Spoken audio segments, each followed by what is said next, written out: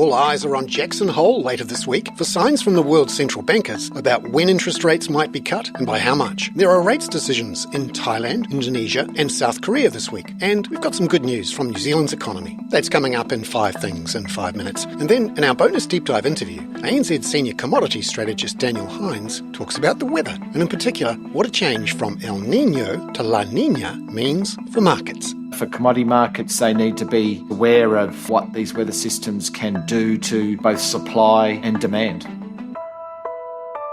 But first, in 5 and 5 with ANZ, markets are gearing up for another week focused on when central banks will cut and by how much, with the annual Jackson Hole Symposium of the world's major central bankers starting on Friday being the main attraction. ANZ Group Chief Economist Richard Yetzinger says the recent to and fro of US data indicates there's no emergency for the Fed to react to with any sort of intermeeting cut. And in fact, more than that, even when it moves in September, which has been our view for quite some time, it doesn't need to cut by 50 basis points and panic at all. We should expect this to be a reasonably orderly recalibration of monetary policy as inflation comes back to the Fed's 2% target. That confidence about falling US interest rates saw the US dollar index down 0.5% over the weekend. As of 4 a.m. Sydney-Melbourne time, that meant the Aussie dollar was up 1.5% at 66.66 US cents. And the Kiwi also up 1.5% at 60.52 US cents. Number 2. In Asian time zones this week, there's plenty of central bank action. China sets its 1-year and 5-year prime rates on Tuesday. Thailand and Indonesia announce interest rate decisions on Wednesday. And the Bank of Korea sets its rate on Thursday. Here's Richard again on the prospects for some surprises. We have tended to be a bit surprised on the dovish side lately. Actually, a few weeks ago, the Bank of England coming in earlier than we thought. The Reserve Bank of New Zealand last week coming in earlier than we thought. Philippines last week coming in a bit earlier than we thought in terms of rate cuts. So central banks as a grouping clearly keen to get things moving. I think overall the data this week will show Asia is managing to straddle the US Goldilocks story and the China weak story actually quite well. Number 3. In New Zealand, there was slightly more positive news from a couple of the high-frequency leading indicators for the economy on Friday, with a bounce in the PMI survey of manufacturing on top of a bounce in ANZ's Truckometer series measuring traffic movements. Here's ANZ New Zealand Chief Economist Sharon Zollner. So it's early days for the July data, but we've had the Truckometer, the heavy traffic index, that bounced a lot right back to where it was before a very sharp fall in June. So that was reassuring. It's still down more than 2% year on year. So it's not strong, but it's no longer diving. We had the performance of manufacturing index out this morning. It lifted almost 3 points, which is nice, but at 44, it's still very subdued. The par is sort of 50. So similar messages there, I would say, that perhaps the June fall was overstated, but the economy is still very soft. Number 4. The reason there's such a focus now on these high-frequency indicators in New Zealand is the Reserve Bank pointed to a sharp deterioration in the figures in June when it cut rates last week. Sharon says there's a chance of a rebound in the economy after that cut. It's possible that some of the more sentiment-based indicators were unduly impacted by the very, very hawkish May monetary policy statement, which promised lower growth, higher inflation, and no rate cuts for a year in a triple header of bad news. Now, of course,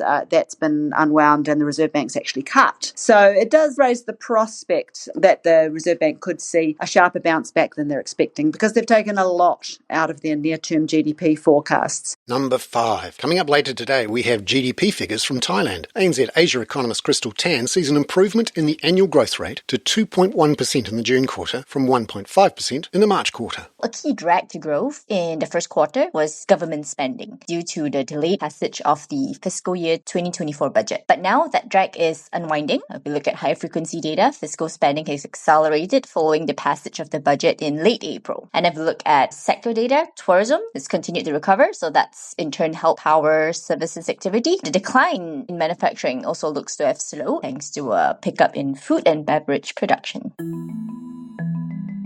Crystal Tan there. Now, in our bonus deep dive interview, ANZ Senior Commodities Strategist Daniel Hynes talks to my colleague Alex Tarrant about how the weather and a changing climate affects markets. Sometimes I feel like I'm actually a weather presenter rather than a commodity analyst, but it has some pretty substantial impacts on commodity markets, and certainly after El Nino weather system resulting in relatively warm summer, we now are expecting to see a La Nina weather event, which for Australia tends to bring a lot of rain, particularly to the eastern seaboard. But obviously, it has a broader sort of impact across the entire globe. Certainly, we see greater tropical cyclone numbers, certainly in the Atlantic in particular. And in the northern hemisphere, we tend to see much colder sort of winters as well. And these can have quite a differing impact on commodity markets, but certainly the extreme sort of weather patterns we're now seeing means that this is going to become, a much more common occurrence. And for commodity markets, they need to be, I suppose, aware of what these weather systems can do to both supply and demand. And you've looked at what effects it might have on some key commodities. Let's start with coal, a bit of history there as well in terms of how it's been affected in the past.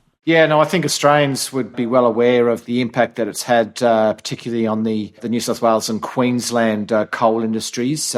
We've seen some pretty extreme La Nina weather systems come through, resulting in flooding, particularly in Queensland. And I think the last real major one being in 2011, where Australia was hit particularly hard by floods, and it really shut about 2/3 of global seaborne coking coal supply as a result. That did hit prices quite significantly, skyrocketing to sort of record highs. And then the last sort of major one in 2022, we saw pretty heavy rain through New South Wales, which resulted in a pretty big impact on thermal coal, which New South Wales is a large producer of, due to disrupted coal supply chains, basically, the flooding of the pits and certainly train networks as well suffering. So those two major events, supply driven, resulted in some pretty significant spikes in prices. And then in 2011, iron ore industry also hit. Yeah, and look, on the western side of the country, rather than the flooding, we tend to see an increase in cyclone activity. And that, in effect, has the